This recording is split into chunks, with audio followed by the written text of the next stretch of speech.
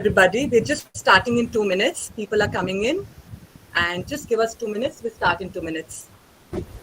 Yeah, sure.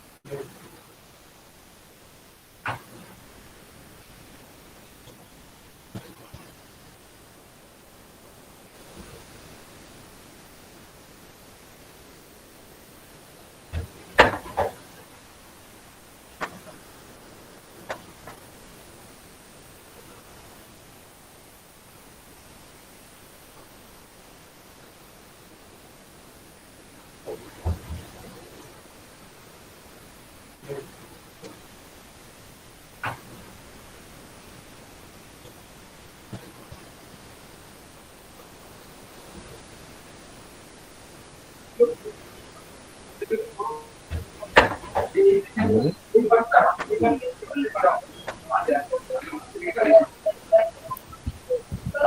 Good evening, everybody. Uh, I request everybody to please keep yourself on mute. Otherwise, the interference and the sound. So whoever is speaking, we would request that person to just keep the microphone on. You're welcome to keep your cameras on so that we can see you. That's not a problem if you have good internet bandwidth. But microphones off, please.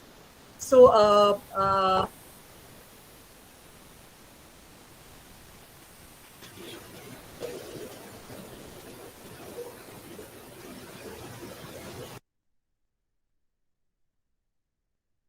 the massive open online course on photojournalism on SWAYAM, and especially on the occasion of World Photography Day. It's a great opportunity for us to connect to each other, learn from each other. And since we've already lost 5 minutes, without further ado, I first and foremost want to thank and welcome the most important person here today, not just because he is a vice chancellor, but also because he is a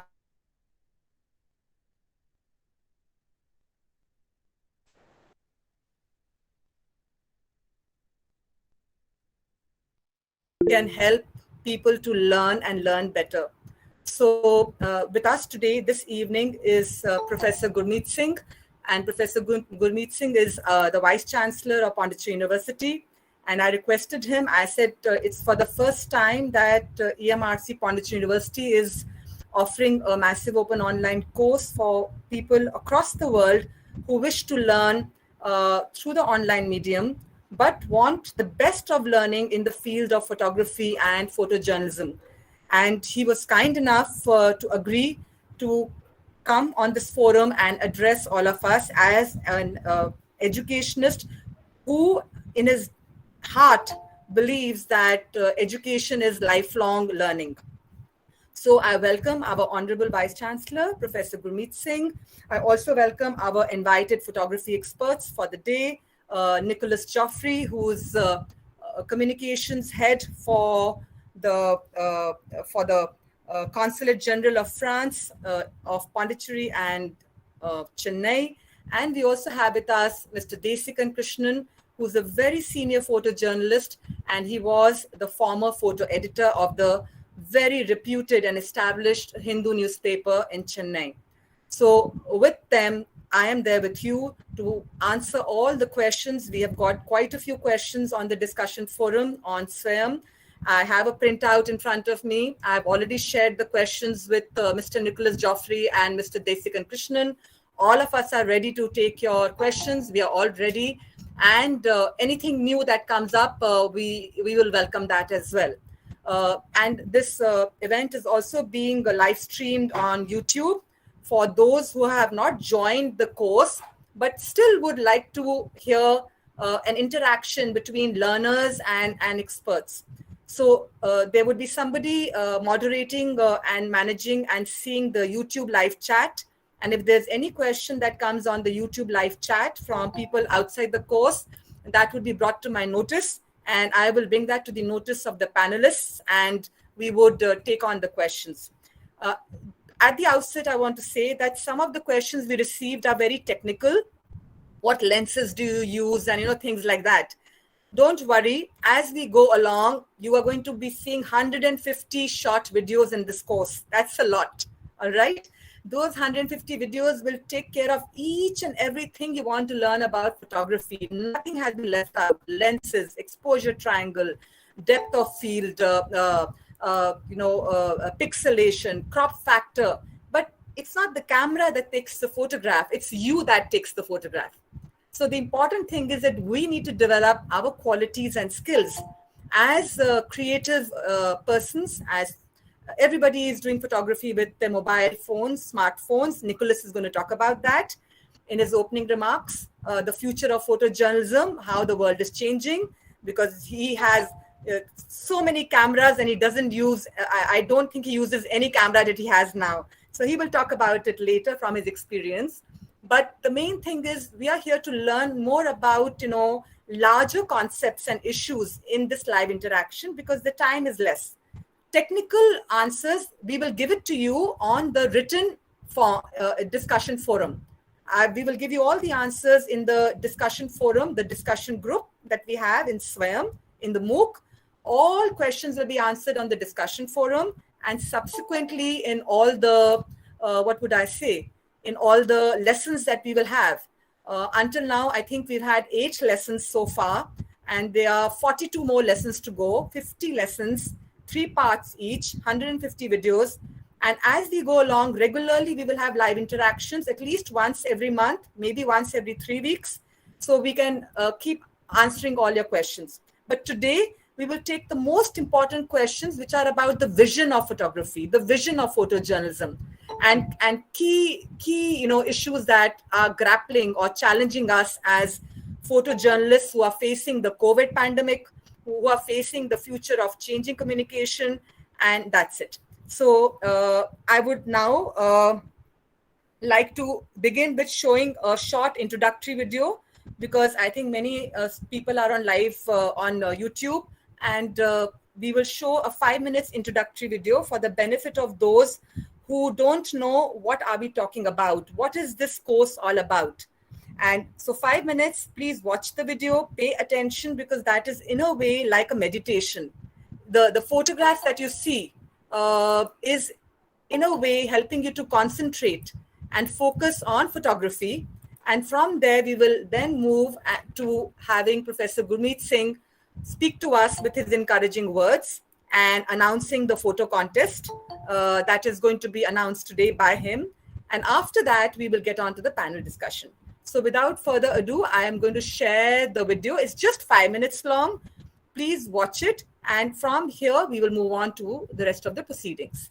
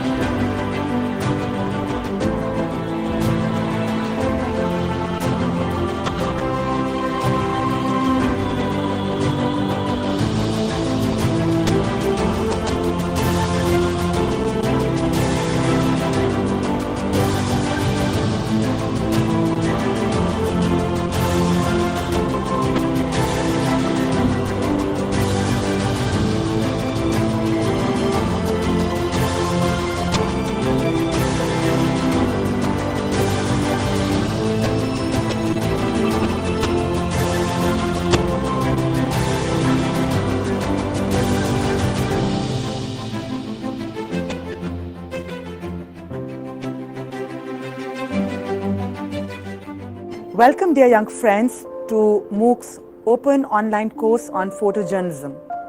If you have a hobby or an interest in photography, visual communication, or journalism, then this is the right choice for you.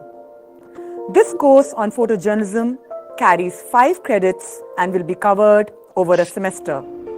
Needless to say, you need not attend university classes, but you will be engaging with us in an interactive online way through forums and discussions and assignments that will take you through this exciting journey to discover the field of photojournalism.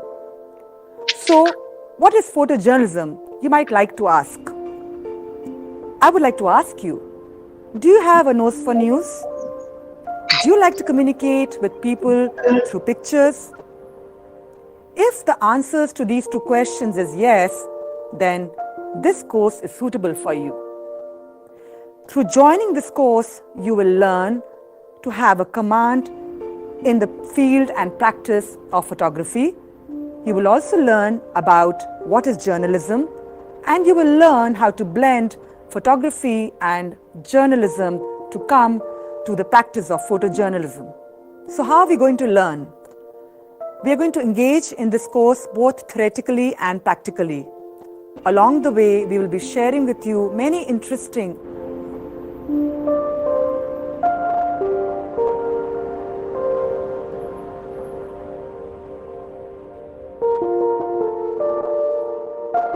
best of examples of good photojournalism practice through sharing the work of great photojournalists. You will also be given several assignments through which you will practice all that you learn. What are you going to learn in this course? You're going to learn how to take pictures. You're going to learn how to do news stories. You're going to learn how to do photo selection and editing. And most importantly, you're going to learn how to work with values. You're going to learn what is the importance of being objective, ethical, and fair in visual news storytelling. This is something that the world really needs today. Are you ready to join us in this online course and take pictures to the world that help address social, political, and humanitarian issues? You can help the world have a look at various events through your pictures. Tomorrow, the world will see your work published either on a website, a blog, a magazine, or on any other forum that may emerge in the new world of digital journalism and new media. We would be happy to have you on this journey. We hope you join us. Good luck.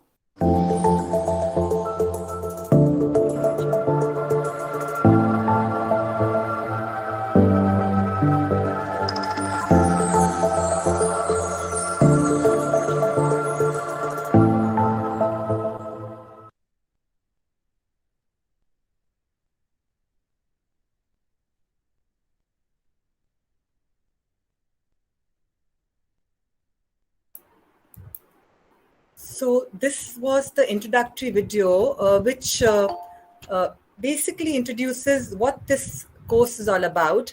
This I played for the benefit of those who are watching the interaction on YouTube, because they are not in the course and they won't know what is the context, what are we discussing and why are we discussing. So this 5 minutes is for people outside the group. I'm so happy that Professor Gurmeet Singh is here. Thank you so much, sir, for being here. And I request Professor Gurmeet Singh, our dear Vice Chancellor, the person who's heading Pondicherry University and who has been responsible for really in the tenure that he's been here for around 3.5 years, he's really taken Pondicherry University places. And all of us are encouraged to be creative, to be enterprising, and to really serve the education community. And he's going to speak to all of us and share whatever he wishes to share to encourage us on the path. Over to you, Professor Gurmeet Singh, and thank you for being here. Yes. Thank you, Radhika, for these kind words about me. Well, we are all as a team trying our best to take Pondicherry to greater heights. And the people are working in tandem, there is no doubt about it. And we are all trying to perform to the best of our abilities in absolute unison. And university is doing very well, there is no doubt about it. It's not for me to give my self-praise, but it's for others to see. And when you look at the way our university is performing, I think there's nothing else but an immense sense of satisfaction in the minds of every individual whosoever looks at our university. I'm very delighted that you have organized this program, which talks about photojournalism. There is a saying that a picture is worth 1,000 words. You keep talking about something to the students or to anybody for that matter, narrate everything in perfect details. One would register, of course, but then one will never be able to remember to the extent which one would do once one looks at a photograph or a picture. Show a picture for 10 seconds. The whole thing gets imbibed in your memory for many years to come. You will never forget. But if I narrate something, unless a person's mind is totally on what I'm talking about, half the things one will never be able to understand. And that is the reason when we teach, when we talk about some topic to students, unless a student is very focused, one is rarely able to remember more than 50% of what is conveyed. And if somebody is a little more away from that, you will barely be able to remember 25% or 30%. And if you don't go and look at whatever was conveyed in your house or in your room or whatever, wherever you have recorded, you will not be able to retain even 50% of that which you have come out after the class. But yes, if you show them some photograph, some picture, some movie, something in the form of a video, one would remember much more than what one remembers otherwise. That is where photojournalism comes in as a big aid, I'll say. And I will take your attention, I'll draw your attention to some of the best cartoonists that we had during our time, those senior ones who are there in the panel right now with fair bit of experience. During good old days, we never had YouTube, we never had electronic media, we never had videos of the kinds that are available now. We never had these mobile phones where you can shoot a video and show anything anywhere at any time. In short, we never had social media, but what we had was good newspapers with good cartoonists associated with the newspapers. Every newspaper will boast of somebody who was an institution in one's own right. Talk about any, you will find big names like R.K. Lakshman and our other friends. They would draw one cartoon which will talk about the entire existence of the situation in our country. And we'll understand by looking at that cartoon what one is meaning. I will draw your attention because we have just concluded Olympics, and way back in 1964, 68, when we lost our hockey gold and we were relegated to fourth position, very next day there was a cartoon in the newspaper, prominent newspaper, that one junk seller is going around and a resident is coming out and he's giving the hockey stick to that junk seller, that take this away, I don't need it anymore. That one cartoon had summed up everything pertaining to that era, especially to our national game hockey. So such a thing one remembers. I remember very vividly that particular cartoon. And this time when we gained bronze medal in Tokyo Olympics few days back, next day there was a cartoon that one sports dealer is chiseling a cricket bat and taking this cricket bat to a shape of hockey. That means a cricket bat is being chiseled into a hockey stick, and in the third picture they are playing with that. From cricket we are moving to hockey.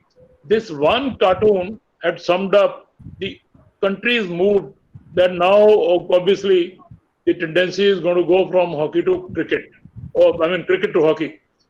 So these are the things which gets imbibed in your mind, and if you see a good picture, that is the hallmark of photojournalism. Radhika has explained just now that one particular picture will explain a lot of ideas, and you will remember. That is the purpose of this kind of a course. We have launched a MOOC program on this, and many people would be joining this. The last date they mentioned is 31st August. Let me tell you, this course is going to be a very interesting one, and you can, after finishing this course, you will get a lot of ideas whereby you can design your own pictures, photographs, and you would be able to mention this to your students, who would be able to register much more easily, conveniently, in a manner that they will be able to remember it for months and years to come. Now, when you do this course, not only that, the creative self of yours will be brought out. When you look at a particular place, you may forget. But when you click a picture, that comes to you, and these ideas, when you think of in your own mind, will speak about the vibrancy of your mind that you have in order to remember things. I'm glad that she has requested some senior photojournalist like Mr. Desikaran Krishnan, who is the senior photo editor of The Hindu, Mr. Nicholas Joffre, photographer and head of the communications from Consulate General of France in Pondicherry itself, Pondicherry and Chennai both, in fact. So these are very experienced journalists, and I'm sure they'll be able to share their experiences during the panel discussion that you are in for.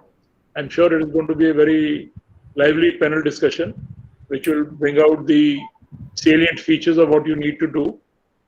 And I would urge all those who are listening to me and all those who are here to join this program. As I said, the last date is still there.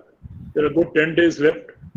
Think of it, join this program, and the program, the video that you have seen, which is made under our MOOC program, would have summed up whatever I've said. And I'm sure you are going to be remembering that.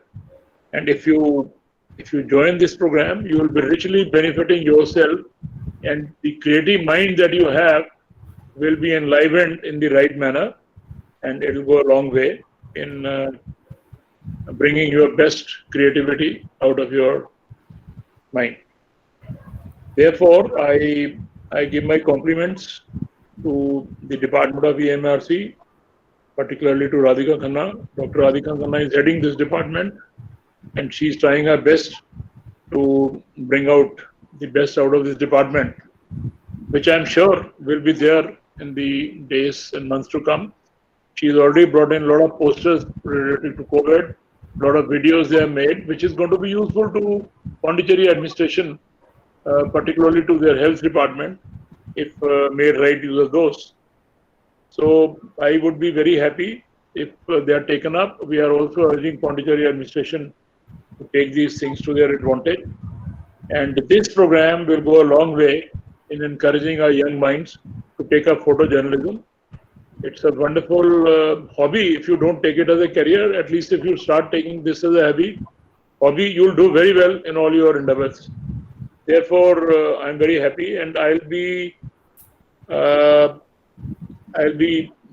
I'll feel very, very much delighted if I tell you that we will also have a photo contest in whosoever participates, and we'll announce some good cash awards. Maybe if 3,000 is not a small amount for you, starting with that first prize and 2 prizes of 2,000 each, something like this. Maybe we'll add one consolation prize if the entries are good. If there are too many good entries and we are not able to decide whom to award, then we can probably give the joint award also. And if there are, as I said, too many good entries, we can even think of a consolation award, which will, if nothing else, at least help you taking good number of cups of coffee for good 10-15 days in a good coffee place in our Pondicherry University, which is known for all this, or maybe a fire-ridden pizza with this amount, or maybe something which will help in taking up photojournalism. Maybe you can buy a good book with that amount. So we will announce that also. depending on how many entries we get and how many participants are there. But let me tell you, at the end of that, you will not be disappointed. You will be very happy. And this particular amount every year will keep on adding something to the kitty so that people are motivated to take up this. I'm glad and I'm particularly grateful to Mr. Desi Krishnan and Mr. Nicholas Joffro.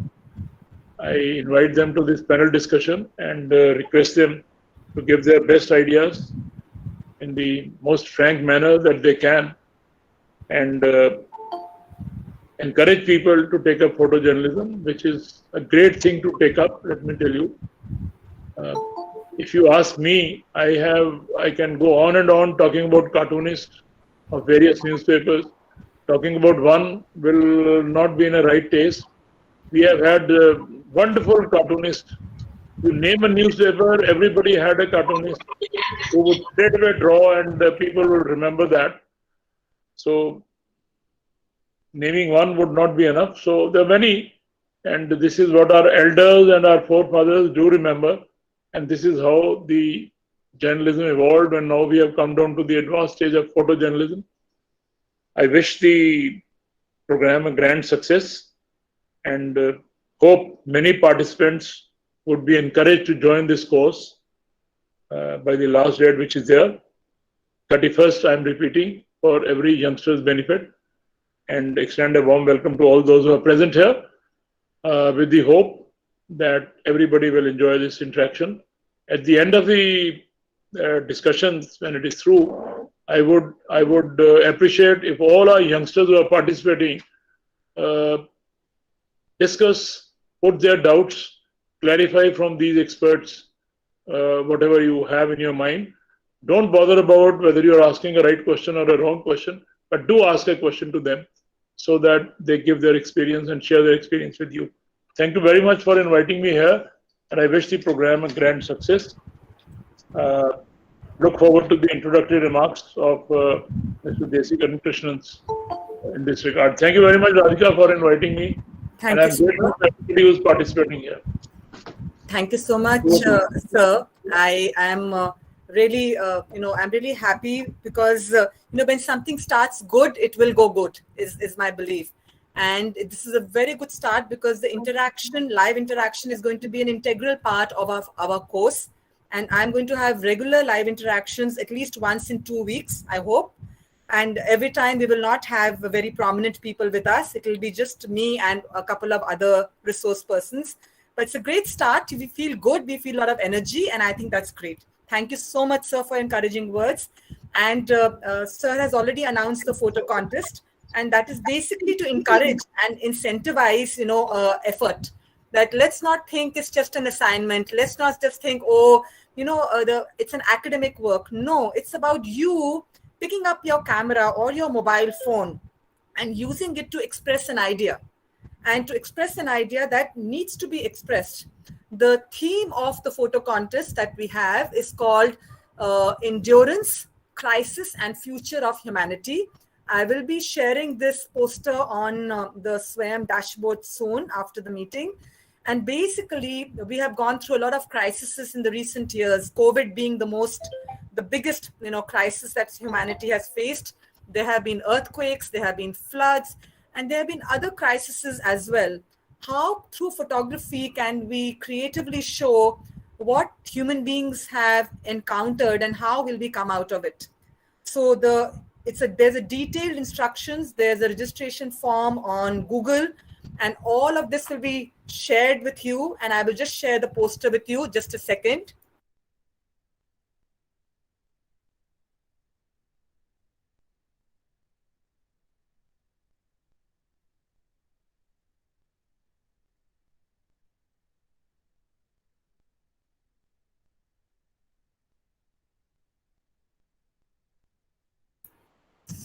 So is the poster visible on the screen? I just Yes, want to ma'am. Yeah. Yes, So ma'am. as you can see, this is called the photo contest. Click, share, and win. So theme of the photo contest is Endurance, Crisis, and Future of Humanity.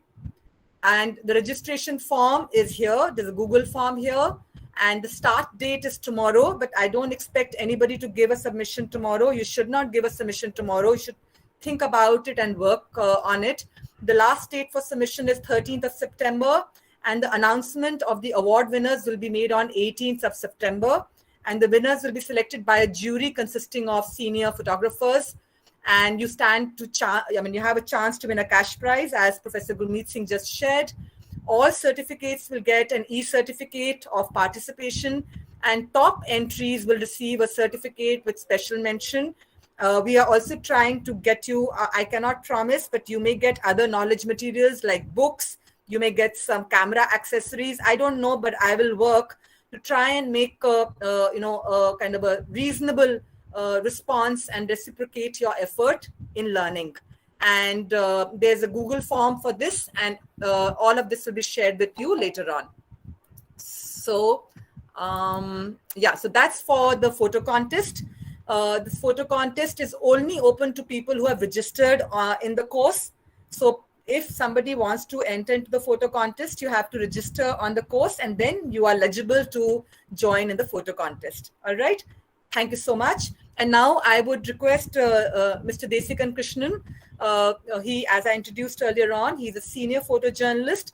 He has been the former photo editor of The Hindu, and he's one of the faculty in this course. In the MOOC that you are going to experience, and you are there, most of you who are there today in the Google Meet, Mr. Desikan Krishnan is going to take you through photography and all the technical aspects of photography. He's a great teacher. Not only is a great journalist, a photojournalist, but he's also a wonderful teacher. I think you've seen one or two lessons, but next week there's lots on shutter speed, aperture, depth of field.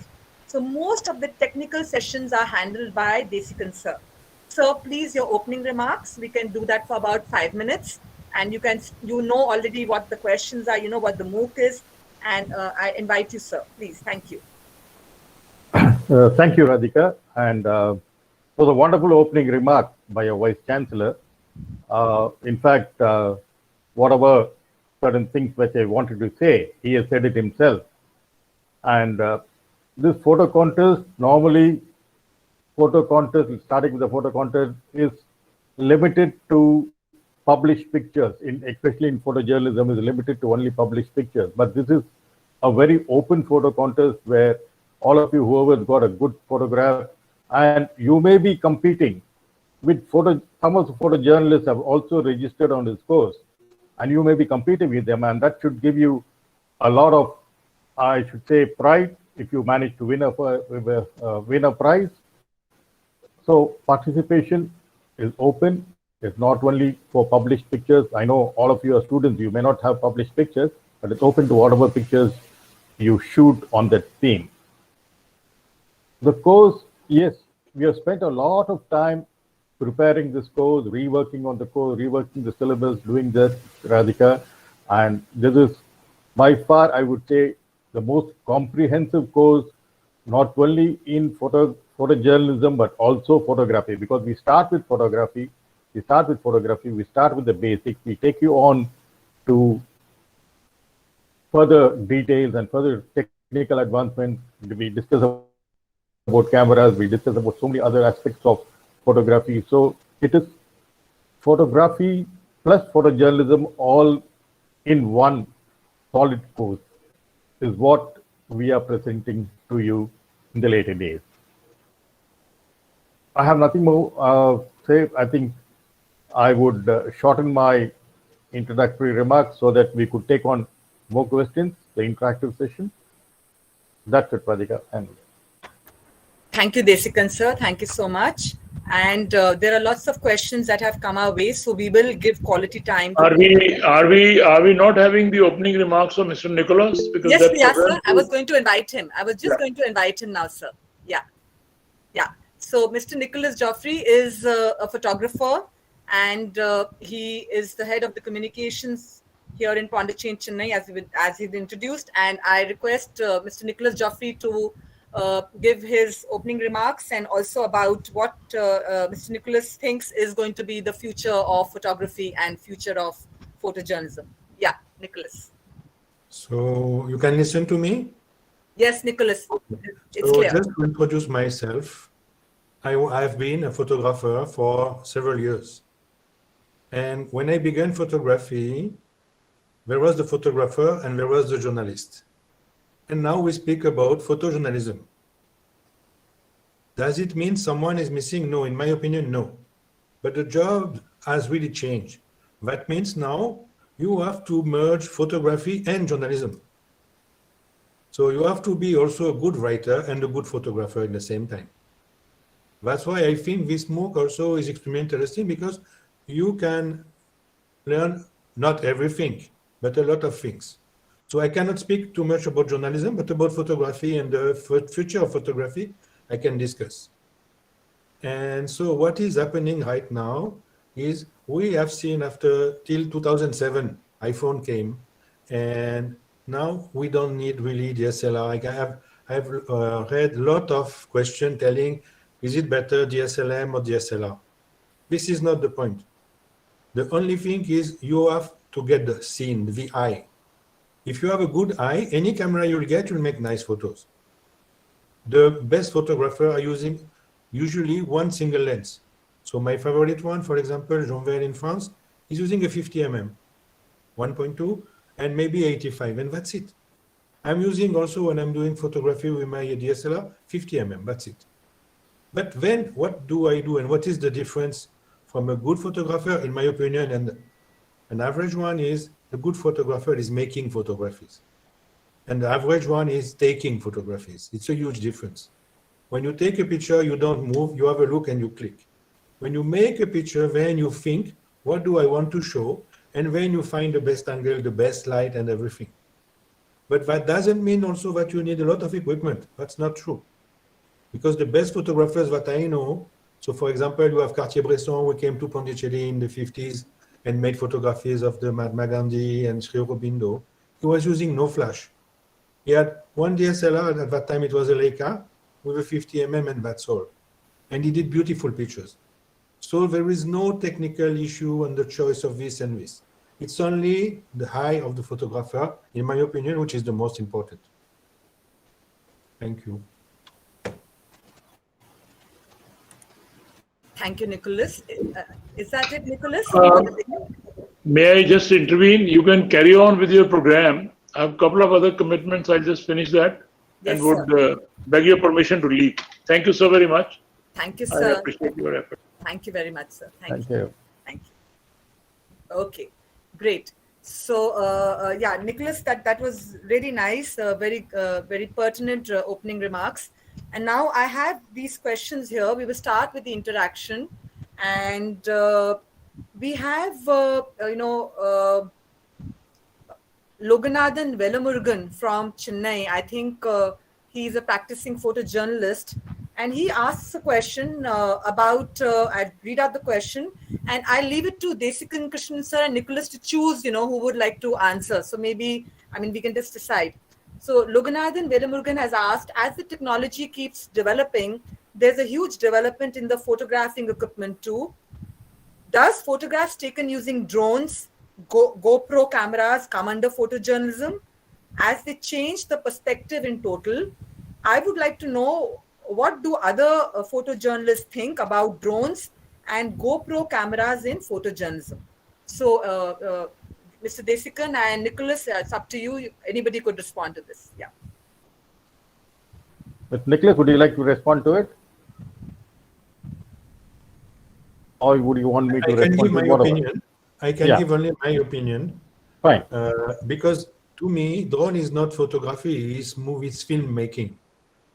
So it gives an angle, but it gives also not like a photo which is giving a shot, it's giving a movie. But if you use the drone like a camera, why not? But if I read the question, changing the perspective is only changing position. So what is done by a drone can be done also if you use, I don't know, a ladder, or if you use something and you want to take the good picture, you can use also. But for using drone, you need permission, you need license. It is expensive also. And what you can do with a drone, you can do also with a simple mobile phone. But it's my opinion. And GoPro, it's very useful if you make picture with filming with a bike, or maybe if you go for swimming. So it won't make a revolution. What they call action cam is for action. So in my opinion, it's not linked with journalism, but it's only opinion. I would say uh, that you have to move along with technology. Drone certainly gives you a different perspective, as Nicholas said. They certainly gives you a different perspective. And again, permission for drone up to a certain height, you don't require it. You require permission for drone only beyond a certain feet, but up to maybe about now. Right now, it's I think it's around 20 feet or 30 feet. I don't think you require permissions, but drone certainly gives you a different perspective of things, and it can be used in journalism because recently I saw during the pandemic a lot of pictures taken by drones of monuments, especially of monuments. It clearly gives you a different how far it could be used in day-to-day news photography. That I do not. That we'll have to decide. Probably in a riot or this thing, maybe drones could be useful, but I really do not know whether drones could be used in such situation. But architecturally, another thing, whenever you're doing something on monuments, whether you're doing something on landscapes, drone certainly comes in, and it's a good tool for photojournalists. Thank you, Mr. Desikan Krishnan and Nicholas. There's another question. If you come across a young person who's very interested in photojournalism, will you suggest him or her to get into the field? Is the field of photojournalism slowly losing its shape, or is it growing? How will be the chances of a young person who is just entering this field? Mr. Desikan Krishnan, I think you can answer this. Yeah. Now, as far as newspapers are concerned, what Mr. Loganathan has said, yes, it is valid because pages are shrinking. The pages are shrinking. Magazines also are winding up. In terms of print journalism, it's certainly coming down. But there are certain other avenues. The net gives you tremendous possibilities to explore. Now, even if you take the Hindu, where I used to work, the number of pictures published on their website is almost 10 times what is done in the daily newspaper, because space in the newspaper is very, very limited. And now, since the pandemic and other crises, the pages have come down. Earlier, we used to have 24 pages every day. Now it's only 12. So this thing which gets hit definitely is the photograph. But again, they've opened up the net edition. They opened up this thing. So the demand for good photojournalism will never die. For a good photojournalist will never die. It's always growing. Basically because of the internet.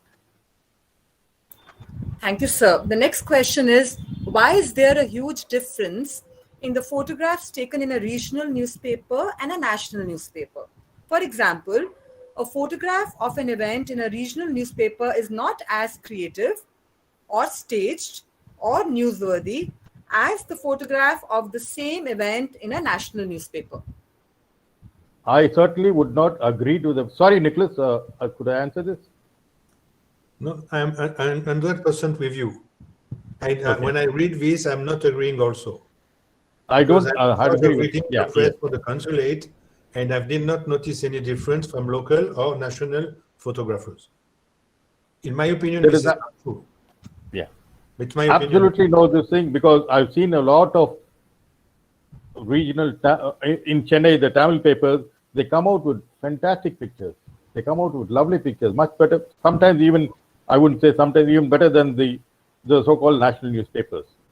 So the view of Loganathan is, I don't agree with it. Just because you're a local newspaper, no way. The scope for a local photographer in a local newspaper is much more than that of a person working in a national newspaper because of space constraints. Thank you, sir. Thank you, Nicholas. The next question is has been sent by Professor Saurav Kumar Basu, and he asks about, please share the history about the significance of World Photography Day during the session with its relevance and importance during this current scenario of the cell phone photography happy neo-normal COVID era also. Mr. Nicholas, cell phone photography is your field. Yes. How can I tell? It's only evolution. I was using Instamatic. I've been using DSLR. Now I'm using cell phone. I'm always doing the same. And the big difference is now, when I was making picture with a DSLR, I have to think a little bit. What is the depth of field? What is width? What is that? And I did not see the picture immediately. Then came the digital photography, so I saw immediately, and I had to make my setting. Now with the cell phone is doing the setting for you. So the only thing you have to do is only to focus on what is on the frame. So it is only a help. And if you look, for example, of the quality, when I was in France, I had a quite big studio. And the first digital camera we had, professional one, was 6 million pixels. With 6 million pixels, you can fulfill A4. As an editor, you know this. 2000 by 3000 is A4 size at high resolution. Now, all the mobile phones are giving 12 million. That means A3. So it's more than enough for the need we have. So that means now the quality of the cell phone are more than enough any camera. Only the cropping. But the point is, if you make a bad picture with the cell phone, it won't become a good one. And if you make a bad picture with the camera, it will not also become a good one. And so what is important, in my opinion, is to make balanced photo, is to make a relevant composition. That means when you are making photojournalism, you are not doing art. You are telling a story in one picture, or maybe two. So you have to put in your frame all what you want to say. Even if it's with a cell phone, or it is a camera, or it can be anything. It can be anything. It's only based on what you put on the frame. Then, if you're using a DSLR, you need a little bit more techniques. And if you're using the cell phone will help you. That's it. It's my opinion. So evolution of the cell phone, it will be, for example, I do photo for all the consulate event. I'm now using only the cell phone. It's more than enough. But what is requested also is not making big posters as it was done before. And also the big difference is before we are using and making big frames with big A3 photos on the good paper. Now this time is over. All the pictures are looked on a computer or on a mobile phone. So that means in one side we are improving the quality of what we are taking, but the quality of the support and on the devices is going less. That means before we are making photo, we had album and looking at the photo. So big photos and nice photos. Now we are looking all the photos. I see my daughter and I see our friends. We are sharing photo on Instagram, and it is pure bullshit in terms of quality. Same on Facebook, same in all social media, because they don't want to use too much of space. So they cut the resolution, they cut the quality. And now maybe I think more than 90% of the pictures are used only on internet, for internet purpose, also for the newspaper. And if you are using photos for the newspaper, the printing quality also is not. Now the good photos can be used only in magazine. So maybe it's 5% of the photos. So that cell phone photography now, it will cover everything. Thank you, Nicholas. Desikan sir, would you like to talk a little bit quickly about the significance of World Photography Day? That was also a part of the question. How did it come about? How was 19th August chosen as the World Photography Day? I think it is there in the later questions also. But anyway, let me answer this. It's because Daguerre got a patent for the Daguerre type of photograph on 19th August 1839. And so we have days for everything. You have a cousin's day, you have sister's day, you have father's day, you have father-in-law's day, mother-in-law's days. And so those days they must have thought, why not have a World Photography Day? And the most ideal this thing was when with the Daguerre type of photograph got its patent. So that became the World Photography Day. There's absolutely nothing because we have days for everything now. My first camera day, or as I told you, cousin's day, sister's day, father's day, and all that. So World Photography Day, again, 19th August is the ideal day because that was the day the patent was obtained for the Daguerre type of photograph. I think, sir, I'm not. I think we can. I just want to add to this because when I researched on this, actually, he got the patent earlier on. And what happened on 19th August 1839 was that the French government then made photography free. It made it like a free gift to the people. So the patent was there, and Daguerre had got the patent a few months before in 1839. But it was this day that the patent was, it was no longer a patent. Photography became a free gift that anybody in the world could use. And I think that's why all of us are, we don't have to really pay to the person who invented or who made photography because it was made free. And like Sir rightly said, we like to have days to remember things. And those days just help us to remember and through that symbolic day, we can try and put in a little bit more energy into something.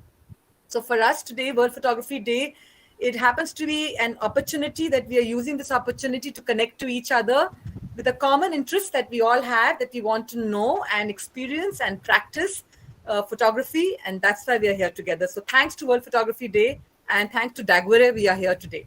Thank you, sir. Thank you, Nicholas. The next question is by Malvika Ramdas.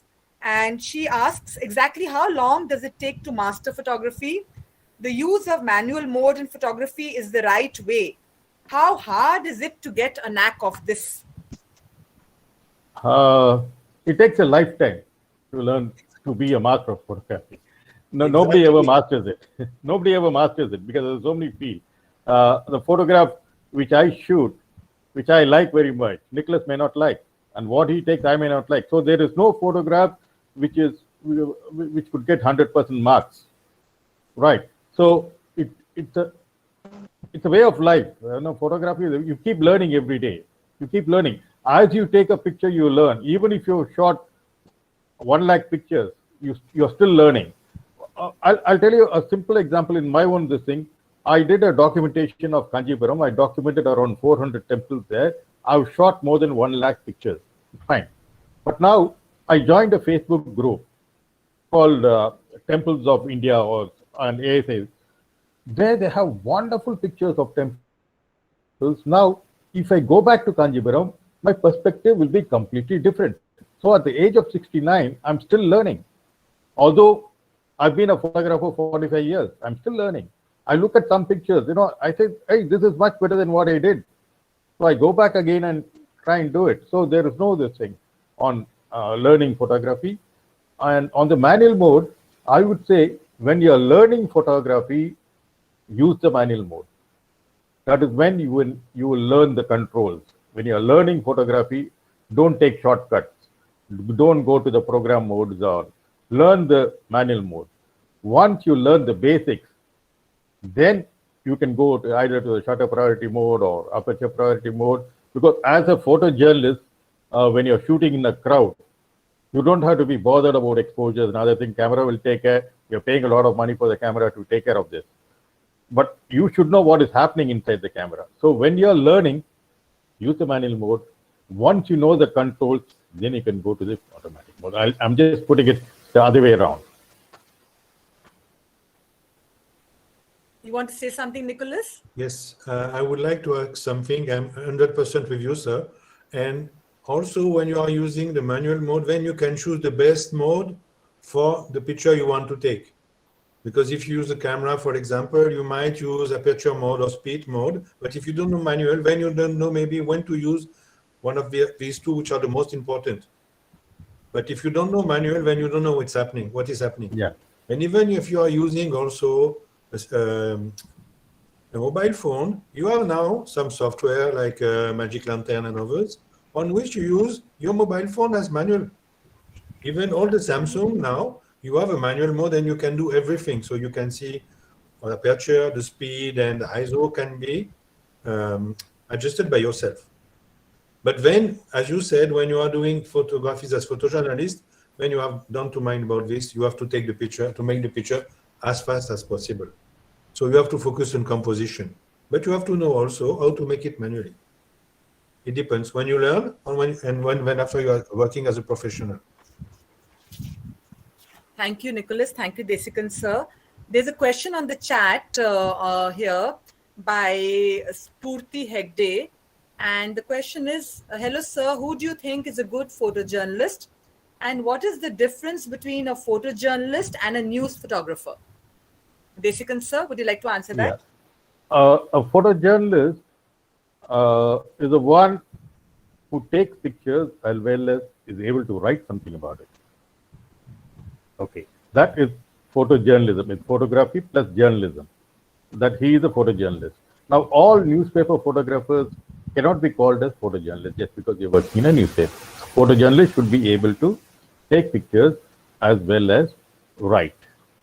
What was the first part of the question? Shall I add something? Yeah, please. Regarding my experience in France, when I began photography in the newspaper to cover any event, you had minimum of 2 people, one writer, one photographer. Now, for the same event, you have only 1 people doing photos and writings. Even he's using a DSLR or a mobile phone, but the future of the press, because we have to reduce the cost, is to reduce also the staff. It's like this. It's also, for example, in India, several people are not driving their cars, we have drivers. But slowly, now I can see this, that self-driving cars. And so this also is a trend. But in our side, the side of photography and photojournalism, for sure, the journalist will make also photos. Then only one thing will remain, it will be for the video. But maybe we can see in a future time, the same people will make the writings, the photo and the video, but I don't know if it will happen or when it. Thank you, Nicholas. Sir, the first part of the question was that who do you think is a good photojournalist? A good photojournalist is the one who's there at the right time, at the right place. He should have a sixth sense. Oh, I should be there, something better. A guy who's there at the right time, at the right place, always, is a true photojournalist. And a photojournalist is the one who does not have any timing. Now, most of tragedies or disasters happen out of office hours. It doesn't happen between 10 and 5. It happens at 12 o'clock in the night. It happens at 11 in the night. It happens at 2 a.m. And you should be prepared to rush to that spot at the shortest possible time and the shortest possible route.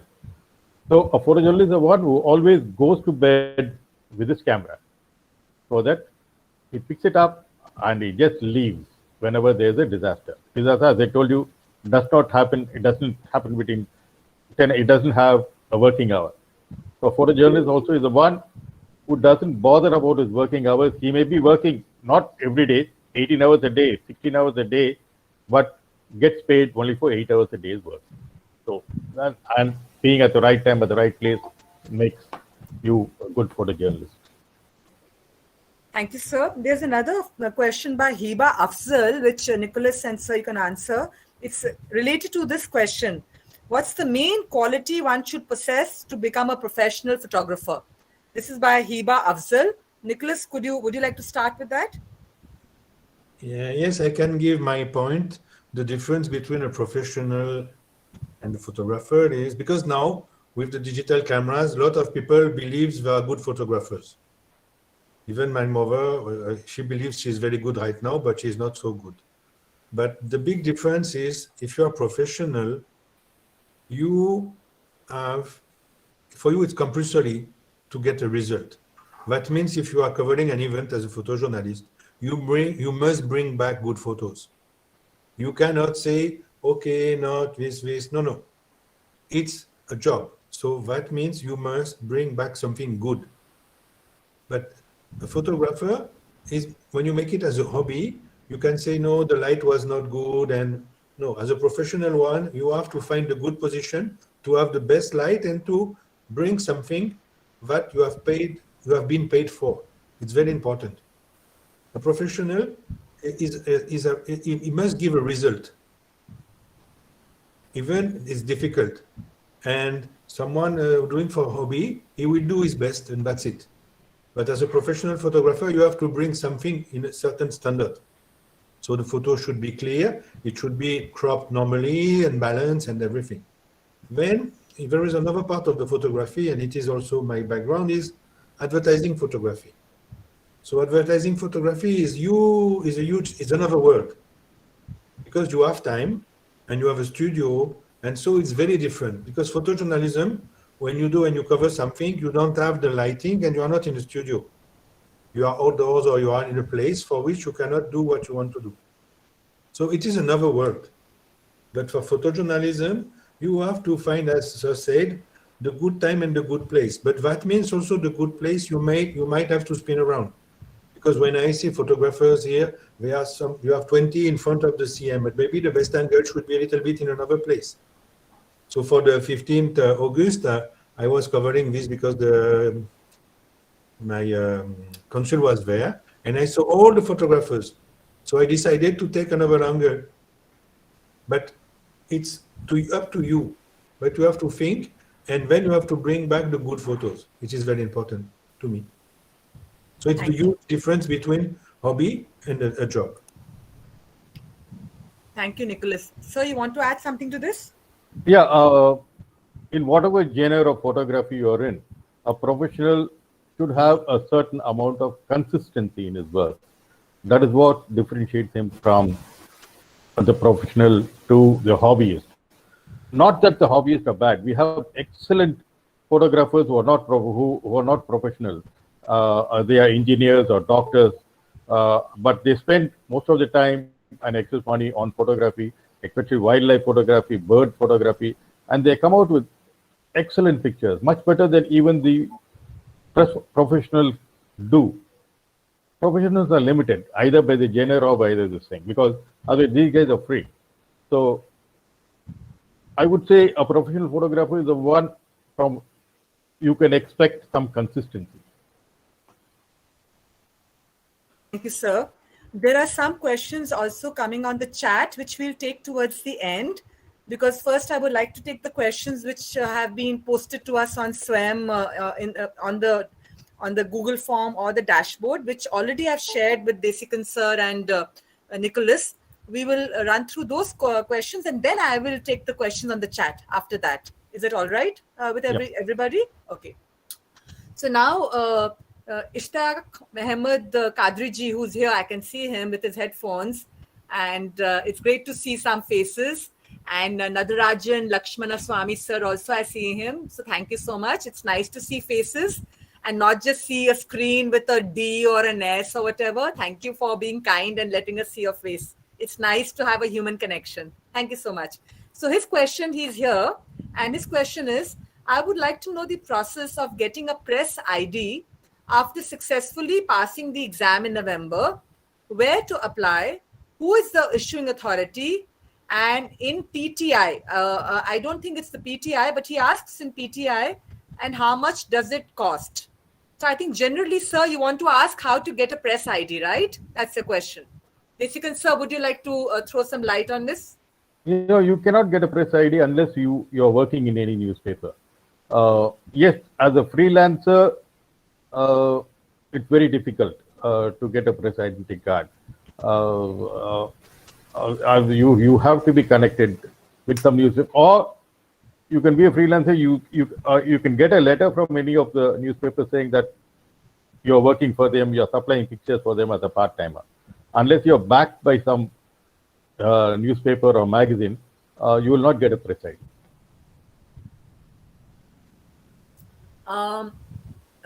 Mr. Kadri has another question here. Is it the blogging could be included as part of photojournalism, as it includes both writing and photography? Certainly. Yes, blogging is, you can call it photojournalism, yeah. Actually what's happening now, the lines are blurring. There are no strict boundaries and it's very fluid. We are talking about transmedia, cross media, so it's not important, like Nicholas said in the beginning, what media you use. It's not that's important. It is how do we use media to express an idea. How do we use anything we have, be it our keyboard or a pen or a camera or a brush, like Professor Gurmeet Singh talked about, cartoonists Cartoon. like we've had, R.K. Lakshman and many others who've done very satirical and very, very incisive, comments on the times that they were living in through cartoons. And they made us think through cartoons. So I think it's the media is just a tool. It's just an instrument. It's our human mind, our eye, our heart, our sensibility, our worldview, our experiences that shape what we do. In that sense, if you're a blogger, but you are using your blogging, you're using a lot of photographs to tell your stories. Your storytelling also includes a visual journalism or a visual storytelling. Then, of course, photojournalism is there. But if you were only writing, then we would say that, yes, photojournalism is not there. So it depends on the media we are using, I think. Okay. And I will, Mukesh and others, I will come to your questions in a while. Here on the sheet here, I have Farsina asks how Thank to you so much improve for photography answering. skills. How to Can you improve photography skills? I think you've answered it already, but maybe quickly you can, both of you could say something on this.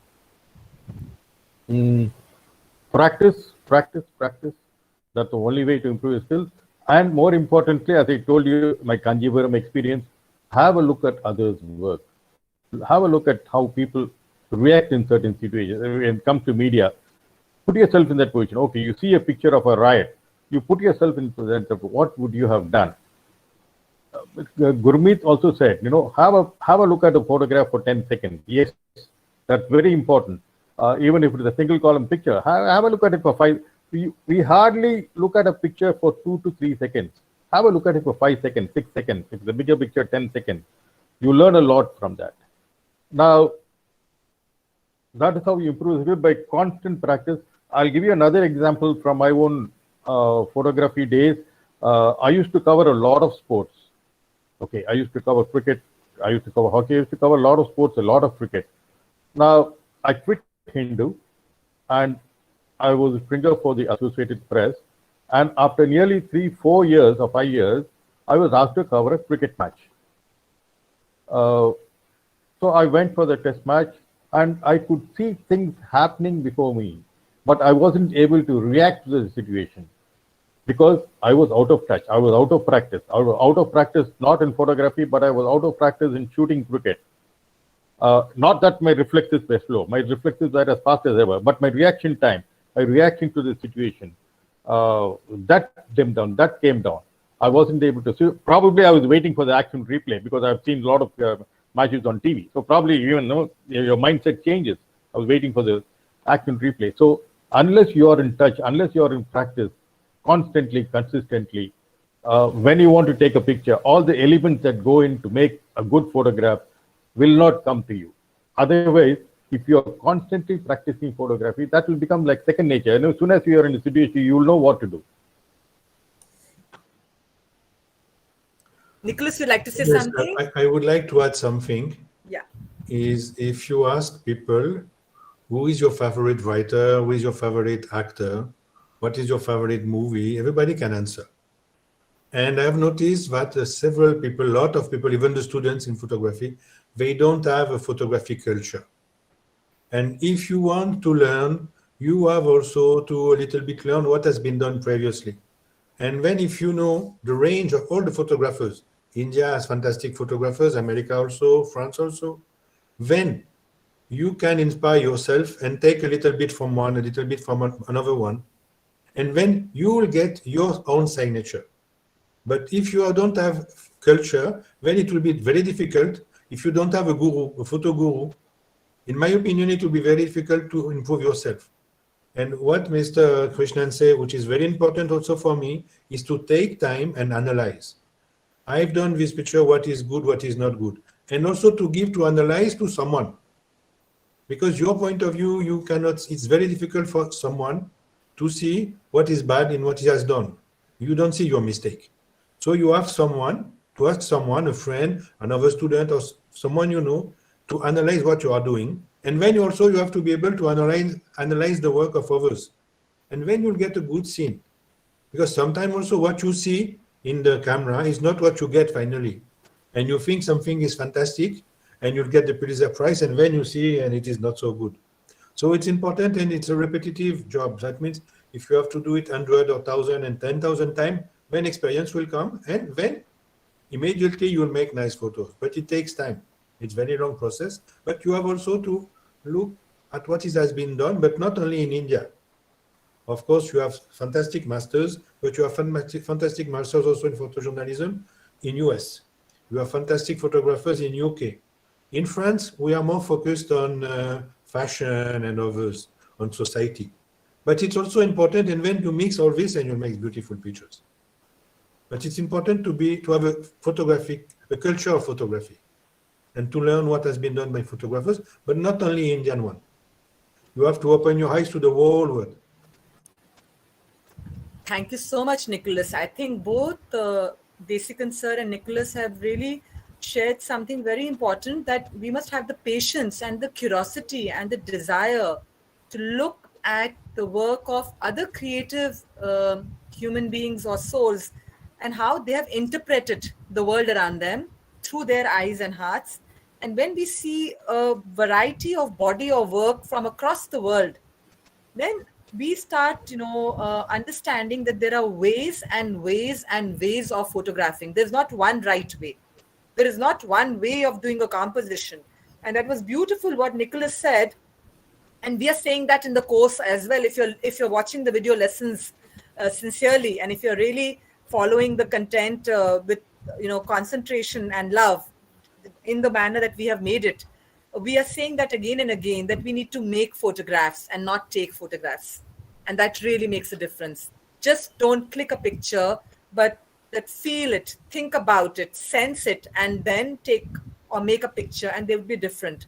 Now, seeing other people's work, and especially people who are established, who have made a name for doing a body of work which we recognize, it really helps. So there's no shortcut. I mean, there's really no shortcut that quickly overnight we can become great photographers without studying great photographers and their work. And people are across the world, they've done work, and it's important. So if you really want to study and take this on in your life further on, I think beyond the course, you should explore on the internet. There's so much now, and we will be sharing online resources with you. Please go through those online resources and explore photography. That's really very important. Now we have a lot of questions which are repetitive. One more thing I would like to add to that, Radhika, is yes, sir. Not only don't limit yourself to having a look at only good pictures. Have a look at the bad pictures also. Find out why it is bad, so that you would avoid them. Yes. I would like also to add something which is extremely important in my opinion, is you have several rules, the rule of third and the golden number and everything in composition. But the first rule is there is no rule. If it is nice, it is nice. And there is no explanation also. Because if you focus only on studying photo in an academic manner, you will make good photos. But sometimes, even without applying any rule, you will make something beautiful. Yeah. So that means you have to, but if you have your own scene, then you'll make nice things, and because you'll take the good distance from all the rules. But to take this distance, you have also to know the rules in terms of composition, in terms of lighting, the depth of field and aperture and everything. But that means also when there is a click and you are better than everything. Well said, Nicholas. Lovely. Thank you so much. Okay, so now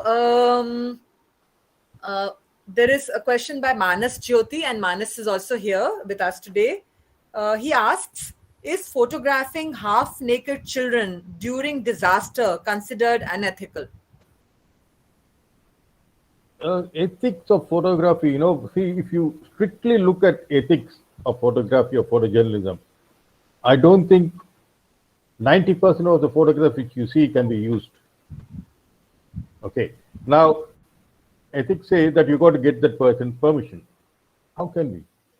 Now, basically, what we follow is when they are there in the open. Now, if you go to the girl's house, inside a house, intrude on her privacy and take a photograph, then it is wrong. But she is there, starvation, whatever, hunger, whatever, war, whatever the situation is there. You got to depict that situation, right? And you're not particularly focusing on any, you're focusing on a group of young children, half-naked children, whatever. That case, I think, and you have to drive home this very, very powerful message to the world. You can do it only through these stunning pictures, right? And that way, I think it is permitted, provided your caption and other things does not concentrate on the nudity of the person involved, but it gives you a general listing of the conditions over there. So people are shocked by it, they react to it, and some help may go to it. Thank you, sir. Yeah, there was by Sumit. There was a message in the chat on the Napalm picture.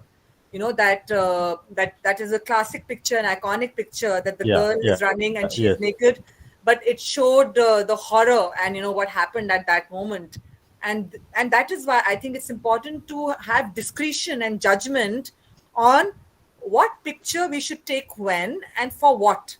Is it in the public interest?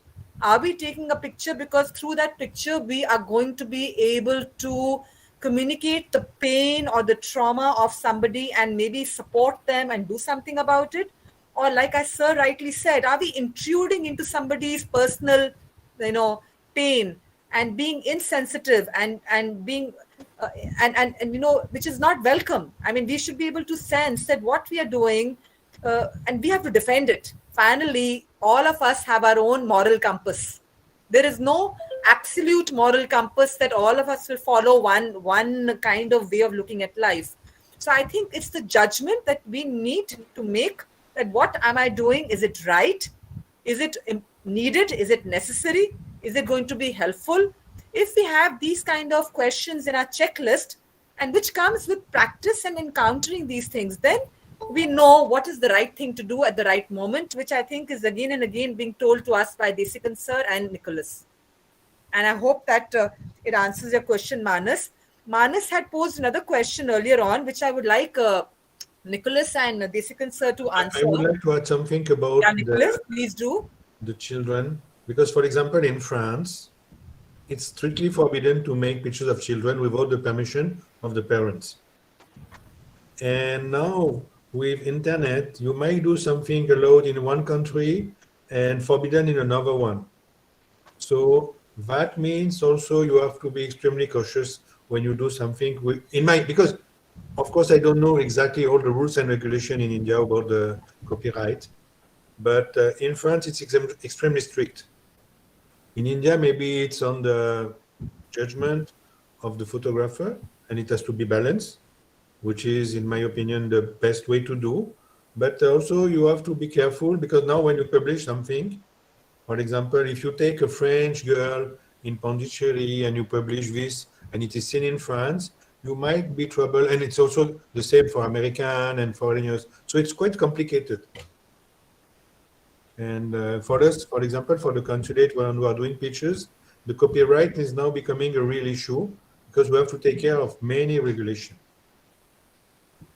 It's something that is also the future of photojournalism. That means where will it be published and on which law it will be depending.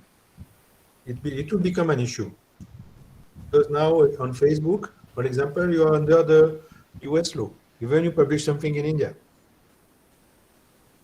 So it's something it's a real subject. It's a topic. Maybe we can make a discussion about this. It's a real subject as it is, the copyright for the photojournalism. Yes. Thank you so much, Nicholas. I'm so happy Nicholas spoke about this, because this is really a very sensitive issue. And like Nicholas said, even in America, you're not allowed to, if you're making any content, you cannot show the children's faces. I mean, it's by the law. If you take a photograph, you have to blur the face of the child. You cannot, a person who's minor, you cannot, like in India, we take this for granted, we are taking pictures of children all the time. But in other countries, like Nicholas said, in France and even in America, it's strictly against the law. And you are like, I mean, if I would do that, I would have to face legal, kind of some sort of a responsibility for it. So if you're going into this area, and depending on where we are shooting, we need to know the law of that land. That we need to inform ourselves. And No, even in India, if a girl child is shot, it depends upon the context, whether you can use it or not. If it's in a negative context, no, you can't. You can't use it. But in a positive, in the general, this thing you can. But no, the Desikans in other countries, you can't. You just can't show a minor's face, like he said, without the permission.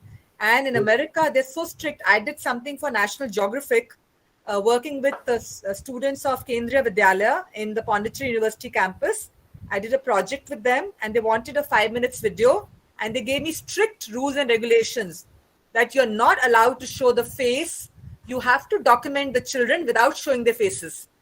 So I took all the shots from behind their backs, or I stood on a chair and I took top angle shots, so I could only show their heads and the work they were doing, or from over the shoulder shot and showing their shoulders. 5 minutes of video without ever revealing their face, because they strictly said if any face is shown, we will not consider it. It is unethical. It's illegal. So it depends on place to place. But largely what we are talking about here is being sensitive to the pain of others and the problems of others, and understanding when we are taking a photograph, that should we take it? Will it help or not? Secondly, what Nicholas raised is important. Depending on where you are and what is allowed or what is not allowed, we should be aware. Copyright laws, permissions, we should be aware of that. That's really interesting. Thank you so much. Okay, so the next question, Manas had another question that he said that as a freelancer, it's very difficult to get work and, very difficult to kind of survive as a freelancer. So how does a freelancer build, more work for herself or himself? What should they do so they can get more regular work? Because a lot of freelancers are really struggling. Any thoughts on that? It's a tough game. It's a tough game for the freelancer, and in India, the payments are also poor. And if basically if you want to get into photojournalism, the thing, there is absolutely no, unless you have your own blog or anything where you keep publishing it and somebody looks at it and asks you for other thing. Unless that happens, it's quite a tough scene for the freelancer in journalism. Nicholas, you want to say something? Yes, when I began as a photographer also in France, I was struggling. And so what I did, I was working for editors and doing postcards. So in France, but by the way, at that time, postcards were used. Now we are using Facebook to send what happens in our holidays. But in 1990 and before, we were using postcards. So I did pictures of the city by night, by day, this. And this I was selling to editors, and I got some money like this, but I think now this time is over. But maybe find some option which are a little bit bankable. So as I said, also, even you have a blog or you have a YouTube channel, but if you want to get $1, you have to make 1,000 scenes or something like this. So to get a little bit of money will be very, very, very tough. So it's difficult for freelancers, really. But I think it has always been like this. It's not new. I want to add here that it's difficult, and because there's so many people, you have to find your space, but you can earn some sort of passive income, like what Nicholas did. Yet he sold his pictures earlier on, and now there are many clients or many sites that may want, like, you may give it to Getty Images or Shutterstock, or Adobe, I mean, there are places where you can try and, give your images. So if somebody uses your image, you get paid for it. So you can sort of what we call earn a passive income by giving your pictures. And if you're lucky, but here also there is a matter of luck and, who would use your picture. And you would get paid only when the picture is used. So that's there. I'm not okay with you, Radhika. I'm sorry. Yeah. It's not a question of luck. If you make nice pictures and good pictures, they will be bought. Okay. You have to be good. That's it. It's not a luck, because if you are able to make nice pictures, even you are freelancer, you give this to Getty Image or some others, bank image bank, then you can make some money. But you have to be very good, not good, super Yes. good. Because it's very competitive, huh? But Nicholas, it's so competitive. There are so many photographs. You have to stand out of the crowd. It's not a question of luck. It's a question of work in editing and this. Because otherwise, it's like playing a lottery. No. Only the best picture will be qualified. But maybe you remember one student. Now he's the photographer of Stalin. Yeah. Ashwin. I met him recently, and he was very good. So now he has a good position. Yes. That's it. But it's not because of his luck. It's because he is good. Yes. So basically, the bitter truth is that we have to excel, and we have to excel so we can differentiate ourselves from the crowd and stand out, so the work is noticed and then picked up. And there is, I'm happy that Nicholas made the correction, and I'm very happy, Nicholas. It's important to say the right thing. Thank you so much. All right. So now the next question is by, I don't think we will take up these questions on DSLR, DSLM, because you've already spoken about that, and that's not necessary. And what is the role of photojournalism when we go for travel? There's going to be an entire lesson on travel photography. We will do that later in the course. And then how to take photos in the current situation. There's something on Afghanistan that's on the chat. I think we all have seen it. We'll talk about it. And then there are a couple of questions here that Nitish P asks, is photojournalist replaced by photo agencies? And how has the COVID pandemic affected photojournalism? And what is the future of photojournalism? In some ways, you've already answered, but this part of, is photojournalist replaced by photo agencies? And how has COVID pandemic affected photojournalism? Maybe both of you could, respond to this. No, agencies also need photojournalists. Who's going to take their pictures? So if you're not working for a newspaper, okay, if your newspaper doesn't have photographers, they got to take it from a news agency. As a news agency, we got to have the photographers. So there is your this thing. Instead of working for a newspaper, you work for a news agency. Okay. Nicholas, you want to say something? It is exactly what we said. That means, even if you're not working for a newspaper, we need the pictures to be done. Then it's the place. So photo agency is a place where you can buy the photos, or it can be on the own property of the journal or the newspaper. But the journalist and the photojournalist, there is a need on this, for sure.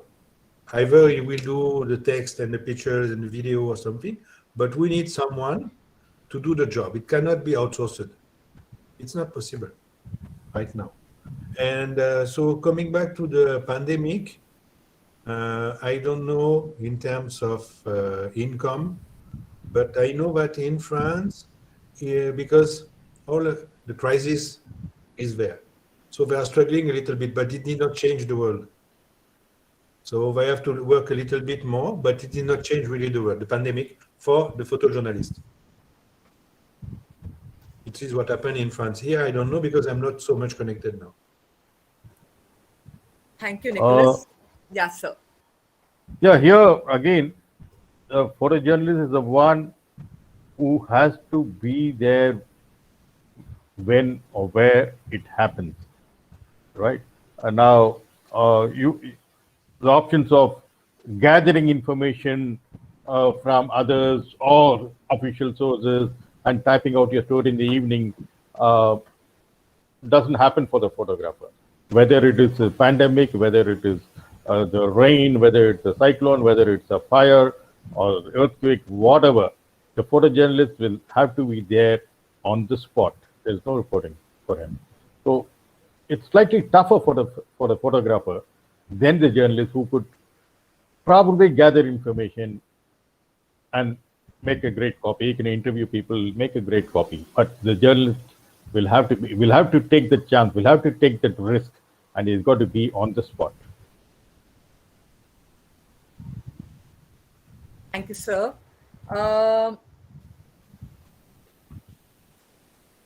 Sangeeta has asked several questions here, but both of you have the questions. So, is there? She has asked 10 questions. We can't answer all of them, but would you like to take on any question asked by Sangeeta? I think because I don't know if Sangeeta has joined in today. Sangeeta, are you here? Yeah, Sangeeta is here. So, Sangeeta, you've asked a lot of questions, which easily you will get in the course. Who's the father of Indian photography? Who invented? I think these questions we will not take up right now. But which country is best for photograph? Maybe, sir, you want to say that? She asks, which country is best for photograph? I would say India, because you have first, what is important for photography? Light. Okay, you have daylight for at least 14 hours a day, almost throughout the year in some region or the other. Then in terms of subjects, you have the deserts, you have the mountains, you have the snow, then you have your architecture, you have your temples, and you have your palaces, and any number of monuments, other things there, which you have. You have your forest, you have your lakes. So India, and then you have your temple, you have your rituals, you have your customs, your dress, your jewelry. All this make fascinating subjects. So I would say, both in terms of light and in terms of subjects, India is the best place to be. Okay. So, Nicholas. I agree with you. The best place is India. Only one thing, because in India, the light is very strong. And for a photographer, it's very difficult. So that means you are very talented if you make nice pictures. But otherwise, the colors, the people, even if you are very good in photography, you can even give the smell of the picture. Something you can do only in India. But either you have to know that light, as you said, because it's a hot sun, because we are in the south, and so the light is hard from 8 o'clock till 4 o'clock. It's difficult. The light is difficult, but it can be managed. But otherwise, even I'm French, the best country is India for sure. And I would like also, because I've seen a question of Mr. Quadri about the copyright process. If you want, we can make a new discussion about this. It's extremely interesting and quite complicated, but you can now, photographers technically can protect their pictures. Only one it's difficult to protect from is Facebook, because Facebook is erasing all the metadatas. But otherwise, you can put data in your pictures, giving your copyright. This can be a separate discussion, but it's a really important subject. It's a real topic, because without copyright, there is no surviving for freelancers and even also for all the business. Because now people want everything for free. No, really, people want to see the TV for free, wants to read the newspaper on internet for free, and everything should be free. It's not possible. Except this course, which is free. No, it's not free. It's paid by the Indian government, sir. Oh, yeah, okay, right. I think Radhika looks in good condition. She is eating every day. That means she is still paid by the Indian government. Yes, you're right. It is free for the students. Yeah, free. That's what I mean. For the students, it's free. No, but that means also for the business model, because I have still some pictures running in some image bank in France, and it gives me some income, because the copyright is managed. So it's important to focus about this also. It's a topic, but not maybe for this evening. We can make a new meeting about this, but it's not. It's maybe for senior photographers, but the students should know also. Thank you so much, Nicholas and Desikan sir. It's around 8:07. Maybe we can go on for another 10 minutes because the questions which we got, we have finished them. We had got previously on the Google form. I think I have taken up all the questions here. Sangeeta, I have taken up only one question, Sangeeta. Your other questions are very technical, which you will get the answer through the video lessons. Don't worry. The lens to use and all of that, the names of the best photographers in India, all of this information I will be sharing with you in online resources. I will be sharing online resources for every lesson, which I will be selecting some online resources which give you very good material to read and to reflect on and to see photographs. So all your questions will be answered if you regularly be there. Right now, let's take some questions from the chat. Some questions have come up on the chat here. So Jayati asks a question. In case of street photography, suppose I randomly take photos of people. If I want to post such a photo on my social media page, which may be counted as a human interest story, is it okay if I don't take consent from these people I photographed for posting the photographs? Difficult one. technically, if you look at this thing, you have to. But otherwise, but India, the laws are very, because India is the only place where when you go out on the road, take out a camera, people are willing to pose. They willingly come and pose for you. And that doesn't happen in Europe. Even if you go to some villages, you bring out a camera, the school children come running to you and they all want to be photographed. They laugh, they do anything you want. It's a completely different ball game here in India when compared to Europe. Here, most of them do not mind. Okay, so the next Wahidullah Faizi asks a question. At the time Afghans are in bad conditions, how do you think we can show what they're going through photographs? And other than telling their stories, is there anything we can do to show what they're going through? Whatever pictures are possible are being published. There are still some photojournalists over there. Now, this is where Nicholas' type of photography comes in, because mobile phone, somebody shoots, somebody uploads, then it is available all over the world. Because a photojournalist with a big camera and lenses, bags and all that is sure to be spotted. But you go quietly, use your mobile phone, then you get your pictures out. Regarding the mobile phone and the pictures, I just want to put one word. 2 years ago, they did a test in New York. It was a very famous photojournalist, and he was using his Nikon on side and an iPhone. I'm not with iPhone, so I cannot make, I'm not for this kind of, I'm not for Apple. But anyway, so they made a comparison. In photojournalism, that means with a normal lens and wide angle lens. And in kind of medium resolution size means something like 2000 by 3000 pixel A4. And the result on the DSLR, it's a professional one. And with the iPhone, in good lighting condition, that means 80% of the time, we're roughly the same. So that means the professional camera will make the difference only in very strong condition, when it is very few light and when you need a flash or something, or when you need something going very fast or you need high speed. But for 90% of the job you are doing with normal light and normal speed, the photophone is doing the job nicely. So this is my conclusion also. That means that even we need big camera for some purpose. Now the job is done with some mobile phone easily for a lot of condition. And of course, you are editing, sir. So you know that after you can also improve. You can crop, you can remove, you can do several things. So sometimes something that you win because the quality is better, but you win also the size and also the time. Because if you make a picture with the DSLR, you have to copy to the computer and then send. With the mobile phone, you can send directly your crop and you send to the journal. So you save a lot of time. or you publish directly on the social media.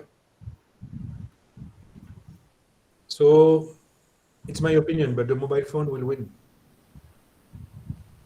Thank you. Rahul Bisse had asked a question. I think it's already answered. He has written here. I have started working as a journalist and have been published in many portals like Caravan, Wire, First Post. That's wonderful, Rahul. Really lovely to know this. I genuinely love storytelling through photos. How can I switch to being a photojournalist? Also, being a freelancer can help being monetarily. That's been discussed. But your thing of how can you switch to being a photojournalist, Rahul, I think you're already in the field of journalism. So you just need to start taking pictures with the same sensitivity and your knack for reporting. Like Nicholas said, that the picture is good, you can actually smell it, or you can even feel the texture, of the picture. If the picture is good, it appeals to all your senses. So as a journalist, you are already writing. So now you just need to start writing through, like Basic Insert says, writing with light, as John Herschel said. So now you start writing through photography. I think it's the next step. And I will take on some more difficult questions. I mean, difficult means that questions that, okay. Abdul Jabbar asks, in today's world, it is better to have a photo builder, more photo filter and effects, add on a computer than to take a photo. How is growth of photography? I think maybe he's talking about image processing. Abdul, yeah, sir. It's not permitted in photojournalism. You can't alter an image. You can crop, but you can't add colors, you can't add filters, you can't add anything in photojournalism. In art photography, fine, but we are strictly talking about photojournalism here, where that type of a thing is not permitted. Thank you. Muskan, you have a question here regarding how graphic one can be. I think that's already been answered. How do you decide what is too graphic to show in visual form? I think we've already discussed it earlier on with Manas's question on half-naked children. And, how much do we do? How do we do it? I think that question has been answered. I hope so, Muskan. And then Sumit gave the example. We've already discussed that. And after this, Abdul Jabbar asks another question. Which one is important for taking photographs in focus, clear, good dimension, and without shake? Because sometimes milliseconds cross that person or things. So photo take is enough, or any other comments? I really do not know how to answer this, because probably a faster shutter speed, supposing a shutter speed which you can handle handheld. Some people can 1/60th, they are comfortable with shooting, but some people need 1/125. It all depends upon your this thing. You got to, it's just a trial and this thing basis to find out at what shutter speed you can keep the camera steady. For non-moving subjects. For moving subjects, of course, you got to need a faster shutter speed. For subjects you don't move, it all depends on practice and what is the slowest shutter speed you could handle your camera. Nicholas, you want to add something here? Yeah, it is the purpose of your MOOC. That means you will teach all these people how to do, when to do, how to do. Because, of course, when you are doing, for example, sports, which is photojournalism, you cannot use a photo phone. But you need something different. But this you will teach the students. So it's the purpose, exactly the purpose of the MOOC. So it's very difficult to answer this question, which covers everything. Yeah. Of course, as I said, as a professional, you have to give a result. That means the photo should not be shake. It has to be clear and well exposed. That's all. Yeah. Actually, today, the lesson that has been released today in the course this morning is on shutter speed. So if you just have a look at today or tomorrow or over the weekend, this week we are focused on exposure triangle, and we are focused on a shutter speed where by the example of athletes running on the track at various speeds from half a second up to 1,000th of a second, you see the difference at how the shutter speed, when it changes, the sharpness of the image changes and how you can arrest movement. So like Nicholas said, if you look at the lesson on shutter speed, we have given an example of a waterfall and an example of an athlete. And Sir has shot it at different shutter speeds to give the demonstration of how you can have something in sharp focus, or you can have a blurred or a softer feeling. All right. Thank you so much, Nicholas and Sir. Shirin Abu Bakr asks, is there any suggestions for good photojournalists that we should follow in social media that would help us in learning more?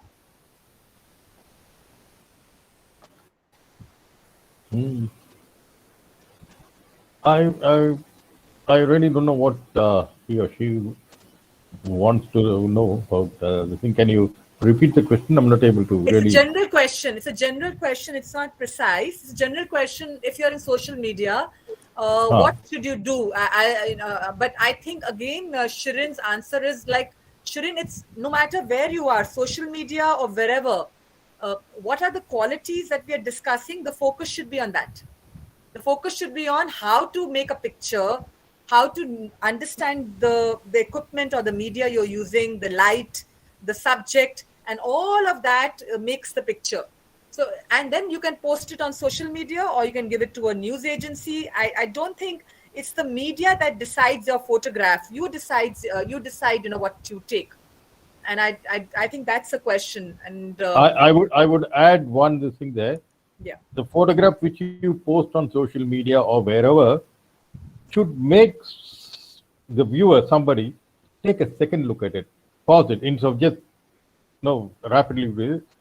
That should make, there should be some element in the picture which should make the viewer pause for a second or two to have a closer look at the picture. Thank you.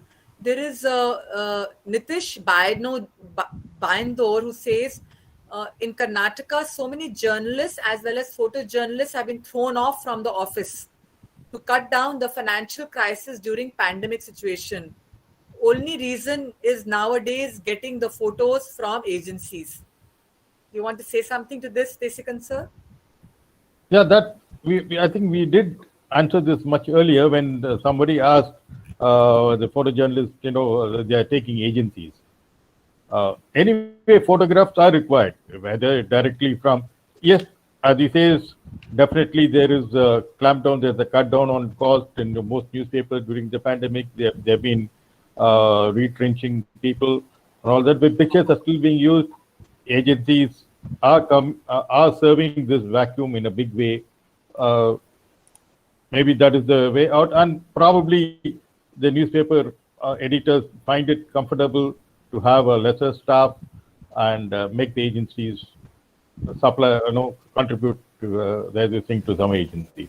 So that probably is the way forward. Okay.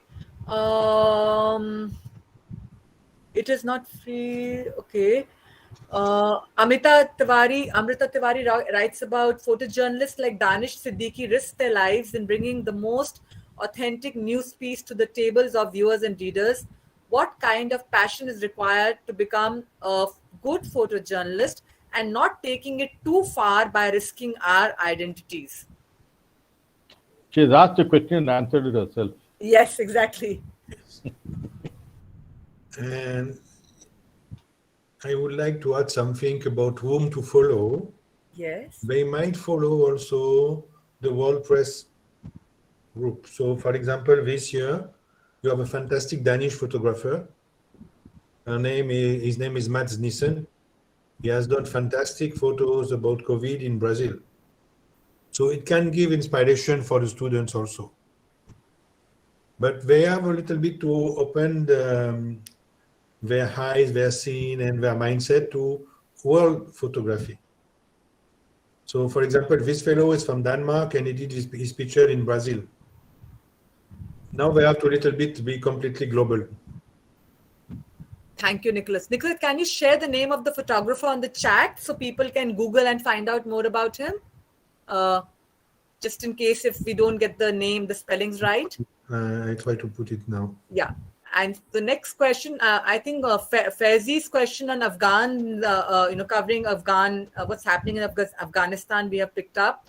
Avinder Antal says, is there any demarcation in photojournalism? For instance, one goes for environment-related pictures, others go for fashion. some go for social issues. So basically what he's asking, that is there a possibility that we can that photojournalism covers different kind of subjects? Is that possible? I think that's what his question is. Yeah, yes, you can specialize in that. Some people do sports, they're specialists in sports, they cover only sports. Some people do features, some people do environment. Yes, there is scope for this type of a specialization. Okay, thank you, sir. A couple of quickly, we'll try and finish in 5 minutes. Amrita, we've talked, Faizi, Avinder, Kadri, sir, saying, can the process of taking permission for publishing be done after the picture is shot, and in what form? Can we have a form to be signed by the person we click after taking the picture? Example, before publishing? That's his question. It does exist. So, for example, when we make pictures at the Lycée Français, the French school, directly I have a form with me that I have to identify the students. When I meet the parents, I give the form, and when I collect all the form, then I can publish the photos. Otherwise, it's not. The UNICEF also has this thing. They have to get permission before they could use the it. form. I take. They have a form. But the form are ready, so we have only to put the name of the child and the name of the parents, and then all the text is managed. It does exist, and then I can give also and publish. And even it's French national or it might be Indian one, then it's covered. Yeah. Thank you, Nicholas. Thank you, sir.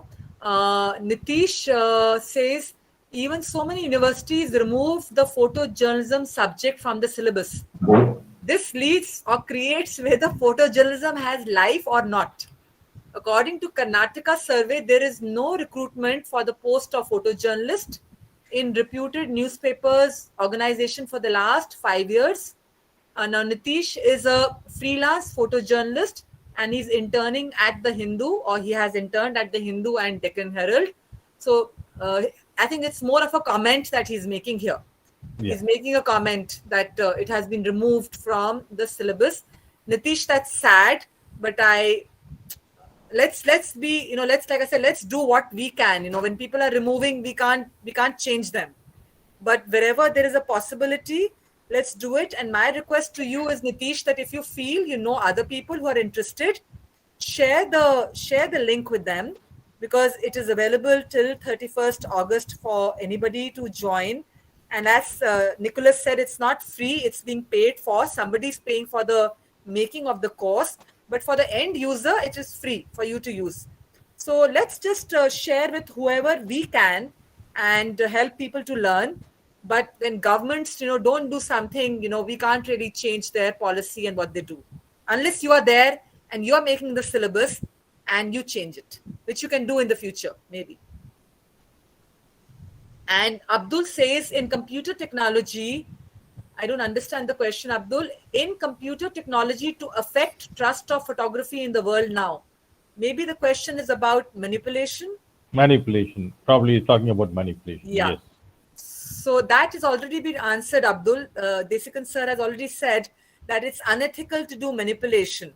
But image processing is fine. I mean, publications accept some amount of image processing. Again, we are talking about this in the MOOC, that how do you differentiate manipulation of an image where you are distorting the truth and creating and cheating the person by giving something fake, and image processing where you're improving on the quality of the image so that the image is as real and as close to what your human eye was recording. So that is technically allowed, some amount of image processing. But manipulation is a big no-no, especially in photojournalism. In creative photography, yes, you can manipulate, but not, and in advertising, you can do it. Product photography, you can do it, but not in photojournalism. And Ishtaq Kadriji says there's another course going on basic photography. One can find in SWAYAM. Yes, that's true. There's another course. You can have a look at it. But as Desikan sir has said, this particular course is called photojournalism, but 50% of it is on photography. Because unless you understand photography and you don't know the media you are dealing with, how are you going to then even break the rules? As Nicholas rightly said, you have to know the rules to break the rules. So you need to know photography to go beyond the traditional notions of photography. So I can assure you that in this course itself, you would learn photography, but you can even sign up for the other course and do both of them and give a feedback at the end when you have done both the courses, that what did you learn from basics of photography? What did you learn from photojournalism? It would be good, to have discussions when the course ends and see where have we gone. Then Abdul says again, the same thing: filter adding, morphing, uh, taking wrong things. I'm an IT employee, so must question my mind this part only. No, we don't have to say sorry, Abdul. This discussion forum and live interaction is to take all of your questions, so no sorries, please. I hope you've got your answer. Morphing and distorting and people putting people where they are not, that is unethical, because we don't have the freedom to change reality. As journalists, we must report, and we must report with accuracy, honestly. So if there is no honesty in our work and we are just doing what we want to, then how do we qualify to be a journalist? The foundation of being a journalist is that we adhere to the truth. And what is the truth? The truth is that what we see and what we witness that happens in front of us, that is the truth for us. Otherwise, we'll call you Radical Trump. Sorry, Nicholas? Otherwise, we will call you Radical Trump. Yes. Specialist of the fake news. So, no, Yeah. it's very important what you say. Yeah. Of course, when editing, you can do so many things, but it's another story. It's a completely different story. Yes. And Avinder says, I would like to reframe it. If a person goes to different genres of photojournalism, which may be different in their context, issues, and maybe even objectives. Avinder, I still don't understand the question, frankly. You can go to any genre. Like Desikan sir here has done cricket photography. He has done daily news photography for a newspaper like The Hindu. And you will see a lot of examples of his work, which he is sharing in the MOOC. So you will see that, as one, and even Nicholas, he has such a wide portfolio of photography. He has gone to Banaras. I have seen his Banaras work that he loved to go to Banaras, and he came back with so many pictures of Banaras, then pictures of Pondicherry, pictures of France. So many subjects here. And in Banaras, it's not one thing that he has covered. He's got the ghats, he's got culture, he's got festivals. So, where does your eye follow? What are you following? What are you curious about? What catches your interest and your attention? And then you want to record it through a photograph. You want to make a photograph. So I don't think that any genre, you don't have to stick to a certain genre. You can move around genres, but maybe over a period of time, if you want to make it financially viable, you have to find your customers, your clients, people who will pay for your works if you want to make a living out of it. If it's just a hobby that you're doing it for yourself, then it's not a problem.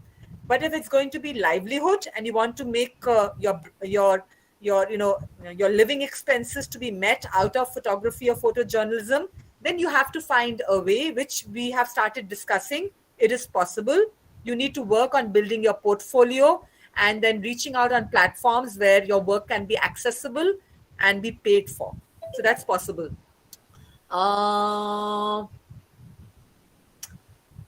Okay, Abdul, again, why photographers don't follow rules? Then they are bad photographers. There are unethical photographers.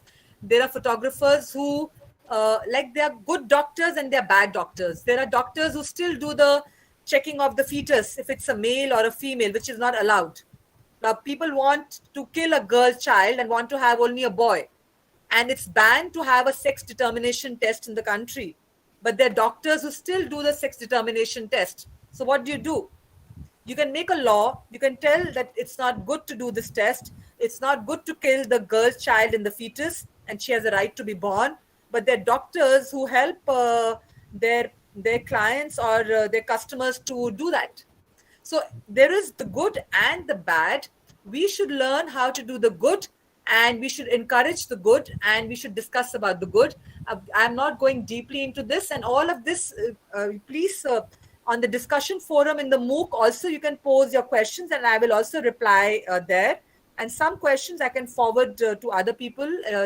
I can request Nicholas and Desikan sir also to answer to some questions and share them with you. And yes, Nitish is doing a PhD on the same subject. Very good, Nitish. Please do a good PhD, a good research, and share your PhD results with all of us. We'll be happy to know what comes out of your PhD. That's excellent. You're doing research on this. Then Jadi Singh, what are the scenarios that have changed in the field of photography? Nowadays, the world is changing. Is it good for the future? I think, Jadi, this question has been answered. That in the beginning, Nicholas and Desikan sir has said that in the future, things are changing and we need to anticipate and be ready for the future. It's something which is dynamic, it is not fixed. Nothing is fixed. And as things change, we have to be alert, we have to be open, we have to observe, and we have to talk, we have to discuss, and we can find. Saurav Basu asks how to learn photography on online platform, because this is a practical based learning subject indeed. Okay, I have an answer, but Nicholas, would you like to say something? And Desikan sir? Yes, I can say that we are here also for this kind of interaction is for this. And he can take opinion from others. And I'm also ready, if he wants to submit some pictures, to give some criticism. We can, it's not, you take, and then you make your pictures and you progress. But if you are passionate, it will happen nicely. There is no doubt on this. But what is very important, what Radhika said, is you have to be sincere. That means if you do photojournalism, you don't have to think making, morphing, and fake. You have to be honest at the beginning. Otherwise, it's a very bad beginning. So if you are not a photojournalist and you still think changing the reality, then change, do another thing, go for advertising, you can go for some other place, some other jobs. It's another story, but it's not for you. If you think of changing the reality, maybe you can join the Trump team. He's very qualified for this. Okay. Desikan sir, would you like to add something? Yeah, in learning, there's nothing like a contact class, especially in photography. But under the circumstances, pandemic, even people who had regular contact classes in photography in colleges and other things where they have SCOM, they're all going online, and probably that's the way to move forward. So we have to adapt. The teachers also will have to adapt, rethink, relearn. They themselves will have to relearn to teach differently. So, and this probably is the way forward, and we have to adapt to it. Dr. Saurav Basu, what I want to add to what Nicholas and Desikan sir has said, that photography is a practical, to-do thing. It's not something to read about. It's something that you have to experientially do. And once you've been introduced to all of this on this online platform, like the very fact that we have announced a photo contest. Now, why have I announced a photo contest? There are 1,200 and maybe 85 people who've joined this course. And there are only 2 to 3 people who are asking me questions on the discussion forum. All right. And out of nearly 1,300 people, only 70 or 80 people joined us today, which is not even 10% of the people who've joined the course. So, but the people who are interested, who are motivated to learn, like Nicholas just said, we are going to give you some sort of opportunities to do photography, upload it on SWAYAM as an image. It is possible. I have checked the SWAYAM dashboard. I can accept assignments from you as pictures. And once it comes to me, we will give you some themes, we'll give you some ideas, and you explore. And it's up to your interest and your passion and your motivation. And those of you who give us pictures, I will share them with Desikan sir, I will share them with Nicholas, and all of us will review and we will give you some positive, constructive criticism to help you improve your work. So that is going to be there in this course, I promise you. But I don't know how many people would like to do this, I don't know, but we will offer this. And the photo contest is also one such attempt to make people think on a topic and create a photojournalistic project taking a month and doing some work with thinking, not just clicking a picture, and bringing out a story with an idea and looking around and seeing what's the story. And which is why I have put 4 photographs, that you make a picture story with 4 photographs if you want, or 3, or 2, or 1. The choice is yours. But you can go up to 4 pictures to make a photo story and write about it and give it to us. And we would be happy to see it and also recognize and appreciate good work that comes our way. All right. So we need to do practical work, but this online, I've been teaching photojournalism, and Nicholas was teaching with me many years ago. When he first came to Pondicherry, I invited him, and he was guest faculty at Pondicherry University at the Department of Mass Communication. And I remember that, we brought out a photo exhibition, which we put up on the beach road in a public space of students' work that we curated, we selected, we helped the students to do the work. And we decided we must have an exhibition to encourage the students. And on the beach road of Pondicherry, people who were passing by, walking on the beach, would enter into the exhibition house and look at the work of students. Now, what we can offer to you is that if the work is of a certain standard or certain quality, we can make a sort of a e-book or a e-brochure or a e-booklet and release it online and share it with people in Creative Commons license or whatever, in the spirit of sharing, that, this is work that's come out of the course from the learners in the course, and all the photographs we can select and we can publish it. So that's something we can try, depending on the quality of work and the amount of interest all of you show.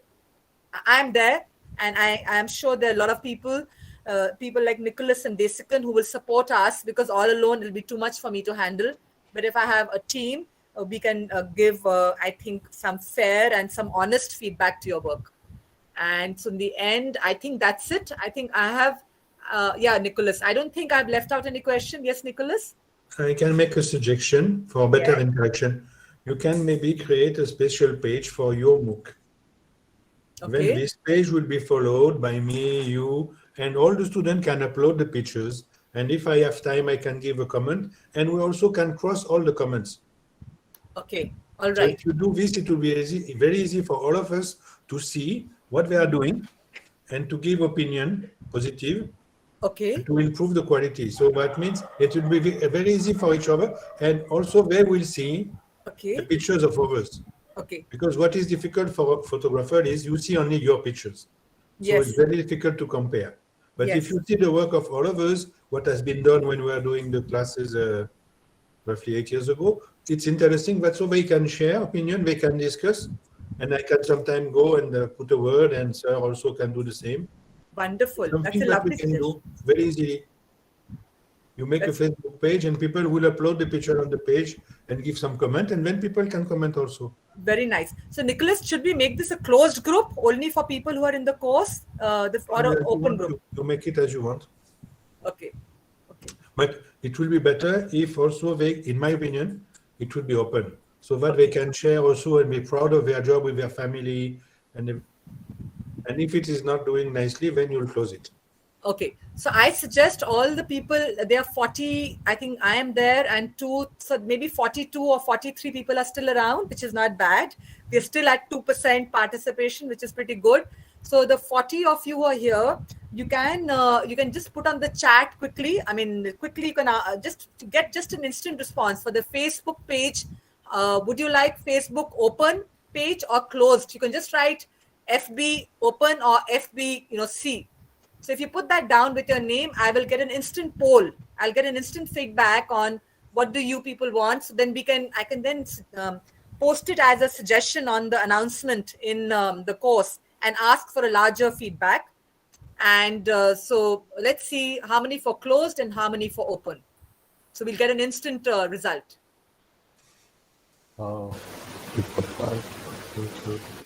Closed seems it will be good. Anyway. Okay. So we can start with closed. Majority seems to be closed, and Facebook closed, obviously. Okay, so we can have a closed group initially, and then later, Nicholas, we can see when people warm up and things go. We can maybe open up later if people consent. Yeah, no problem. Yeah. The idea is to share pictures and to give opinion easily. Yeah. That's all. Yeah. That's great. So let's create a demand. What do you Yes. mean, Mr. Kadri? What do you mean? Let's create a demand. I don't get you. You can Let even it unmute go. yourself. You can unmute yourself. It'll be faster. It's like if you are putting it on Facebook, let the demand be created. People demand it. We want it. We want to enter. So that way they will be enter. First, we can start with a close, Okay. then we open. People may demand. "Okay, we also want to." Okay. All right. Okay. So organically, it will grow organically. We will start with something and we will see slowly organically. But the basic idea what Nicholas given is beautiful. The idea is to have a space which is accessible to everybody. So he is not in SWAYAM, he's outside, he works for the consulate, but he is happy to give some time and please remember, Nicholas will give his point of view, Desikan sir will give his point of view, I will give my point of view, and we must take it in a healthy and a positive manner. We should not ever feel that we are running anybody down, or it's just that we will share from our world, our experience and what we know. And it's a suggestion. It's a suggestion that what we see, because we are learning, we can learn from each other's work. That's very important, seeing each other's work. I really believe in that peer review, that everybody sees everybody's work and not only the teacher sees the student's work. And that's not really a great way of learning. And I think that's absolutely wonderful. We will do this and we will start sharing, and every week we can give you a little suggestion to do some pictures on a topic or a theme, and we can even do crowdsourcing of ideas. You can even suggest what do you want to do, so if we are being really uh, uh, really friendly and open, give me suggestions that we would like to take pictures on this, we would like to cover this topic. So if it comes from you and if it's a good idea, as a moderator, I will put it back to the group that yes, let's take this theme up, and that's nice. An idea hub to be created. Yeah, see, the discussion forum is there on SWAYAM. It's a Google group. Everybody should be there in the Google group, and you can start posting your ideas there initially over the next 2-3 days. Then we can formulate it, and then we'll be on Facebook. So then on Facebook, Nicholas and Desikan sir and everybody else can also join in. So thank you so much. Radhika, Yeah, we'll Desikan sir. end it. I think We'll end it. it's almost Yeah. 9. I think. Yeah. So we don't have a Telegram name, Nitish. We are not on Telegram. Sorry, we are not on Telegram. We have to work out the modalities because it has to be something that we can handle in addition to all that we are doing. So I will discuss this with Desikan sir and Nicholas, and we will decide something. But we are not on Telegram, so there's no name for Telegram. We are only on SWAYAM right now. And my request to all of you is that if you think this course is worth your time and your energy, please share this forward with others in your network across the country and the world, so that you can have a vibrant community of like-minded people who can share your ideas and learn together. So become course ambassadors, not for yourself or for the course, but for creating a vibrant community of people who can share ideas together. Please spread the word. Thank you, Desikan sir. Thank you, Thank you. Nicholas. Thank you, all of you who have stayed back and given extra time. I hope it was worth your time. I really enjoyed this. We will have the formal announcement of the awards on 18th of September, but maybe after 2 weeks, we can have another live interaction on Google Meet. So that will be on demand. If you have questions to ask, you will put them on the discussion forum. I'll collect them. And on a Saturday, most probably on a Saturday evening, same time, 6:30 to 7:30, 1 hour. After 2 weeks, we can meet again. Thank you, Nicholas, once again. Thank you, Desikan sir. And thanks to all of you. Thank you.